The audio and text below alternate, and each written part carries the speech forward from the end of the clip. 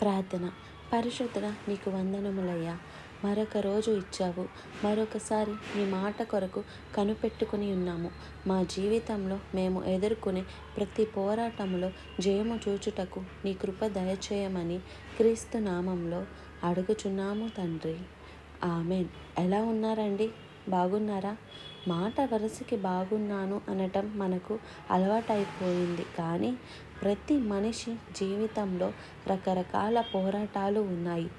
లోకంలో పాపంలో నివసించేవారు, వారి పోరాటాలు వేరే రకం.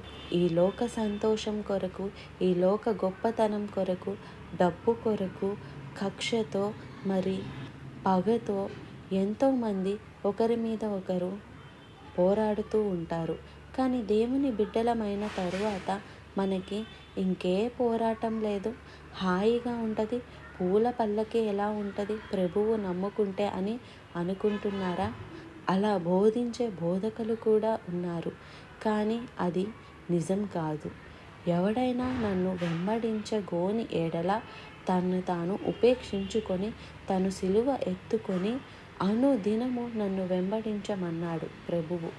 ఆదివారం అయిపోయింది కదా, ఈరోజు మండే అని చెప్పి ఇక మనం లోకంలో కలిసిపోవడానికి కుదురుద్దా?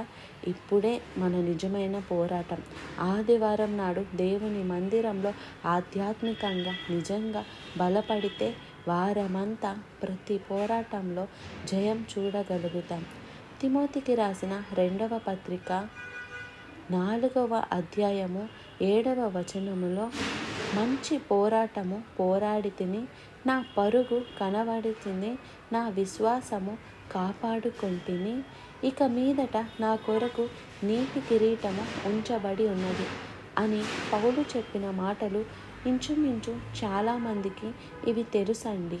ఎందుకంటే ఇది సమాధి మీద రాస్తారు చనిపోయిన తరువాత, లేకపోతే ఆ యొక్క జ్ఞాపకార్థ కూటం అని చెప్పి ఆ కార్డు నిజంగానే ఆ వ్యక్తి మంచి పోరాటం పోరాడాడో లేదో, పరుగు కడబెట్టించాడో లేదో, విశ్వాసిగా మరణించాడో లేదో మనకెవరికి తెలియదు. కానీ ప్రతి వారికి ఈ వాక్యం రాసుకుంటే ఒక ఆదరణ దొరుకుద్ది అనుకుంటున్నారు.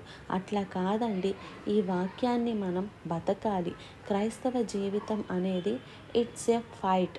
కానీ మనం పోరాడునది మనుషులతో కాదు, శరీరులతో కాదు, వాయుమండల అధిపతులతో, దురాత్మ సమూహముతో, అంధకార సంబంధమైన లోకనాథులతో మన పోరాటం. ఈ పోరాటానికి కత్తులు కటారాలు కాదు, దేవుడిచ్చు సర్వాంగ కవచం ధరించుకోవాలి. విశ్వాసంతో, వాక్యం అనే ఖడ్గంతో మనం పోరాడాలి, జయించాలి. అందుకే వాక్యం చదవండి. పోరాటంలో, ప్రతి పోరాటంలో మనం జయం చూడాలంటే ప్రతిసారి ప్రభువు సహాయం మనకు కావాలి. ఎలా ఉంది మీ జీవితం? పోరాటాలు లేవా? రకరకాల పోరాటాలు. మనుషులతో పోరాటం ఏంటండి, కుటుంబంలో పోరాటం, జాబ్లో పోరాటం, ఎక్కడ చూసినా ఇవాళ పోరాటం, ఆరాటం ఎక్కువైపోయింది. అందుకే బ్లడ్ ప్రెషర్ ఎక్కువైపోయిందంట. చాలామందికి బీపీ అంటారు, బ్లడ్ ప్రెషర్. నాకు బ్లడ్ ప్రెషర్ అండి అంటే ఎప్పుడొచ్చిందండి అని అడిగితే, కాదండి, నాకు భార్య పోరు అన్నాడు ఒక ఆయన.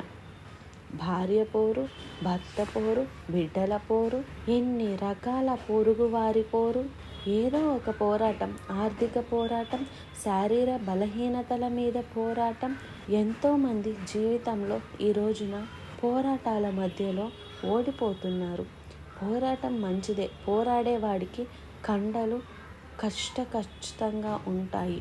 వాడు పోరాడేవాడు శరీరాన్ని బాగా వ్యాయామం చేసేవాడు చూడండి, వాడు శరీరాన్ని బాగా అడగదొక్కుతాడు. కాబట్టి కొవ్వు కరిగి కండ అవుతుంది. మనం పోరాడుతున్నప్పుడు ప్రభువు నామంలో మన విశ్వాసం దృఢపడుతుంది, మన అనుభవం పెరుగుతుంది, మన జయము అభివృద్ధి పొందుతుంది. జయము మీద జయము మనం పొందుకుంటూ పోతాం. పోరాటాలు వద్దనకండి. పోరాటాలు లేకపోతే ప్రభు సహాయం మనకు అక్కర్లేదు. ప్రభువు సహాయం మనకు అక్కర్లేకపోతే మన ఆధ్యాత్మిక జీవితంలో బడపడలేము. పౌలు అంటున్నాడు, నేను మంచి పోరాటం పోరాడతాను. పౌలు పోరాటం అనేది ఒకప్పుడు ఒక మతం కోసం పోరాడాడండి. మత వైరాగ్యంలో పోరాడాడు. ఇప్పుడు చాలామంది అదే మా మతమే గొప్పది అని అంటున్నారు.